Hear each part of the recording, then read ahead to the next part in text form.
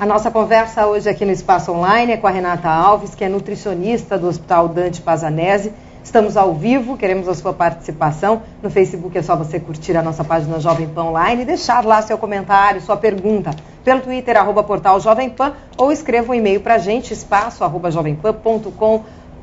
Estamos falando sobre alimentação, os cuidados com a alimentação, especialmente para os pacientes cardíacos, os pacientes que têm doenças crônicas, como hipertensão, que devem estar mais atentos a isso. Exato.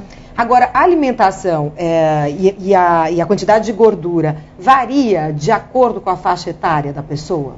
Varia conforme a faixa etária e varia também com o que a gente chama de valor calórico diário que a pessoa pode estar consumindo. Então, assim, às vezes uma pessoa que vai receber uma dieta de 1.200 calorias, dependendo do motivo que ela precise estar consumindo esse número, é diferente da mesma quantidade de gorduras que vai receber um paciente que vai receber uma dieta de 1.800, por exemplo. Porque varia exatamente por esse valor calórico total. Então, normalmente, por exemplo, quem faz atividade física, os homens, têm uma necessidade de valor calórico maior, né? Por exemplo, já as crianças, em relação à faixa etária, já não vão precisar de tantas. Então, a gente tem que estar fazendo essa adaptação e esse cálculo para ver o que cada indivíduo vai poder receber. É individual, né? Na hora de uma consulta lá com o nutricionista, tudo deve ser levado em conta, né? Exatamente. Inclusive, quanto aquela pessoa gasta. Exatamente. É por aí? Exatamente. É uma matemática. Porque quem faz atividade física, entre aspas, está permitida comer um pouco mais. Uhum. Então, a gente tem que estar fazendo esses cálculos e estar avaliando de pessoa para pessoa para poder ver o que precisa. Por exemplo, também quem precisa emagrecer vai ter um valor calórico menor e também, consequentemente, menos gordura para ser consumida.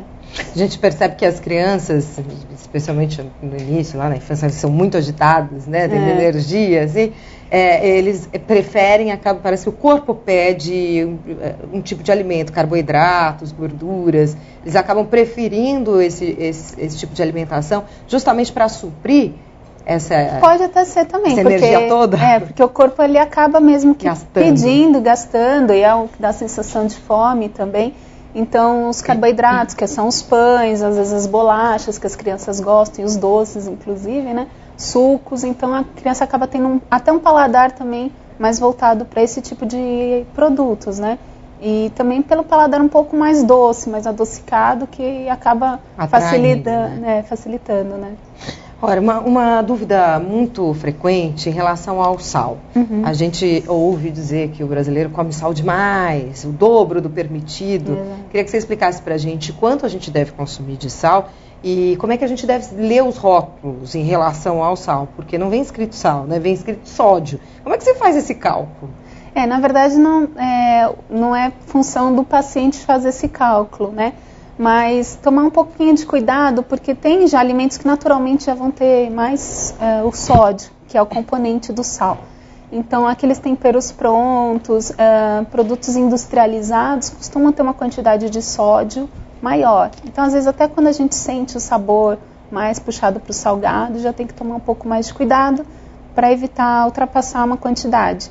Essa quantidade seria mais ou menos 5 gramas por dia, que equivale a uma colher de chá. Então, não é uma quantidade realmente muito grande por indivíduo. Uhum. Tá? Obviamente, você vai fazer uma preparação, a gente não quantifica, né? E também acaba não separando por pessoa. Mas é mais ou menos essa média. Então, evitar alimentos que tenham muito sódio já ajuda a fazer você que tenha um controle na quantidade do sódio diário. 5 gramas por dia, isso, independente da faixa etária. Quer dizer, então saleiro na mesa não é uma boa opção. Não, normalmente o pessoal acaba abusando e só de ir colocando em cima da comida acaba pode ultrapassar essa quantidade. O sal em excesso causa o quê? A hipertensão, então o aumento da pressão. Esse aumento da pressão acaba também acarretando mais trabalho para o próprio coração, que precisa de uma força maior. E pode também, consequentemente, ir lesionando os rins. Então, pode aparecer até problemas futuros, problemas renais também. Pacientes cardíacos geralmente têm outras doenças associadas aí que podem ser identificadas por uma péssima alimentação durante muitos anos. Existe essa associação? O doente do coração também pode ser aí um paciente que futuramente pode ter um problema renal? Sim. Dá para fazer uma relação? Por isso que a gente fala que a prevenção, logo a primeira detecção que tem é o melhor remédio mesmo, porque evita que você vai causando a lesão em vários outros órgãos, que é, por exemplo, o caso do desenvolvimento de uma doença renal. Mesmo o paciente sendo cardíaco, pode vir a desenvolver uma doença renal. Podem também, por conta do problema do excesso de peso, né, e da obesidade, aparecer um diabetes no futuro, né? Então, e aí o diabetes traz mais problemas para o coração. Então, na verdade, está tudo interrelacionado. E então, quanto mais a gente conseguir controlar esses problemas, vamos dizer assim, em alimentação, melhor. Renata, em relação à ingestão de líquidos, os pacientes cardíacos têm alguma restrição ou uma orientação especial em relação à quantidade de água que deve ser ingerida por dia?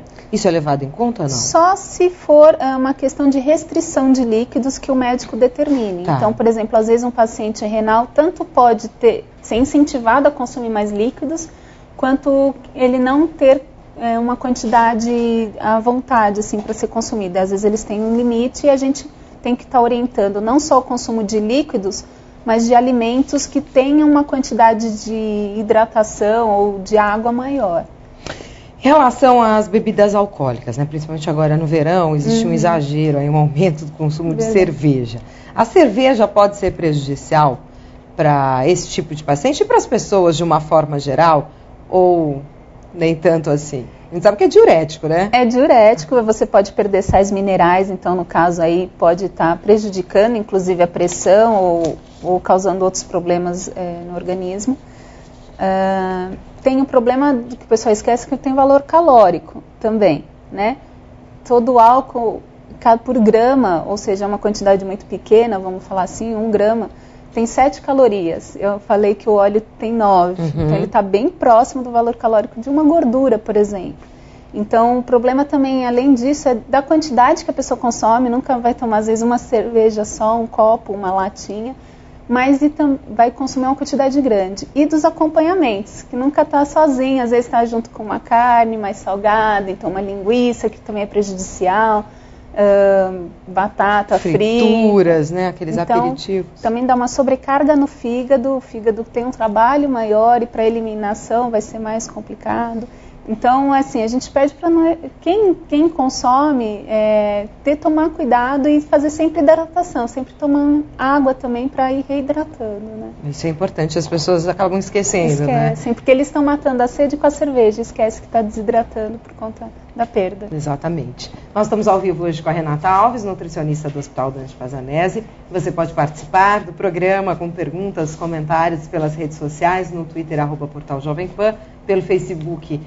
Curta lá nossa página Jovem Pan Online ou escreva um e-mail para a gente pelo espaço@jovempan.com.br. Você falou da carne, né, como aperitivo ali, falou já da gordura, da picanha, mas a carne vermelha, a carne bovina, ela não pode ser chamada de vilã, né? Ela não é completamente uma vilã da alimentação. Não, ela pode estar presente na alimentação habitual mesmo, né? Fazendo substituições com as outras carnes, desde que seja uma carne que seja magra, não tem problema estar fazendo consumo. Quantas vezes por semana a gente deveria consumir? Normalmente de 2 a 3 vezes, porque aí também a gente pede o incentivo de peixes, né? Das carnes brancas, então também o caso do frango, para fazer a substituição. O peixe é importante justamente pelo ômega 3. Ômega 3. Isso. Que é tão famoso, as pessoas falam, olha, contém ômega 3, é importante para a saúde. Por que é importante? Então, até os pacientes conseguirem identificar essa importância. Eles falaram que o ômega 3 é importante, mas eles desconhecem que faz parte das gorduras poliinsaturadas. O ômega 3, ele tem benefícios assim, na saúde, por conta até de ajudar numa redução de pressão, numa melhora dos níveis sanguíneos das gorduras, então do próprio colesterol, dos triglicérides, quando a gente faz os exames, né? Na força do coração e às vezes até para ajudar também na questão do próprio diabetes, na prevenção, ele é uma gordura mais saudável. Olha, nós estamos conversando hoje com a Renata Alves, nutricionista do Hospital Dante Pazanese. Daqui a pouquinho tem mais um bloco para você e a gente vai puxar justamente essa questão do colesterol, entender o que é o colesterol bom, o que é o colesterol ruim, já já.